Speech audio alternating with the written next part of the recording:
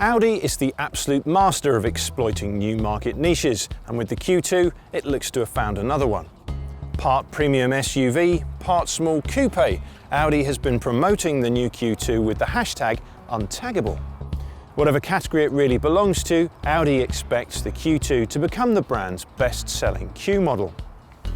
To achieve that ambition, the Q2 will have to appeal to company car drivers and fleet managers alike. With an engine lineup combining fuel economy and low emissions, the new Audi is off to a good start.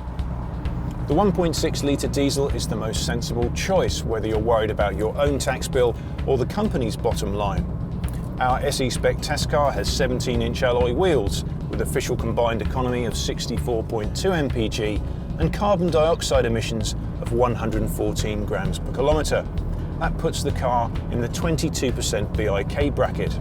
Larger alloys increase emissions and the tax bill jumps up by 1 or 2 tax bands. The engine isn't especially quiet when revved hard, but in a car of this size and weight, it delivers reasonable performance. You'll need to work the gearbox hard to get the most from it though. Other engine options include a couple of petrol units and a 2-litre diesel. The 116 horsepower 1-litre TFSI petrol engine starts the range, while the 1.4 TFSI increases power to 150 horsepower with CO2 emissions from 124 grams per kilometre.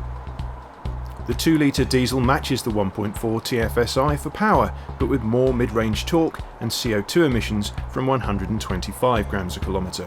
It's the only version of the Q2 with Quattro 4-wheel drive. Whichever engine is chosen, the Q2 drives well. It feels light and nimble, cornering with less lean than most SUVs. The payoff is a firm and fussy ride, even on cars like this one with 17-inch alloys and the standard suspension setup. Sport suspension is an option on S-Line and Edition 1 models, and it's an option we'd be inclined to avoid.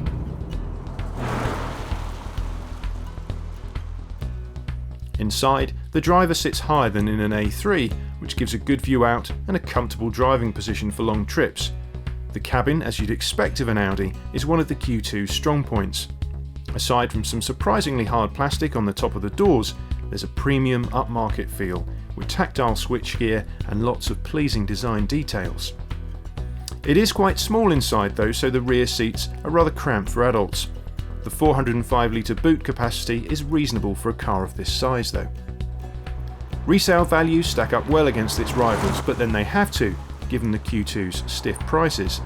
Our 1.6 TDI SE has a P11D value of £22,425.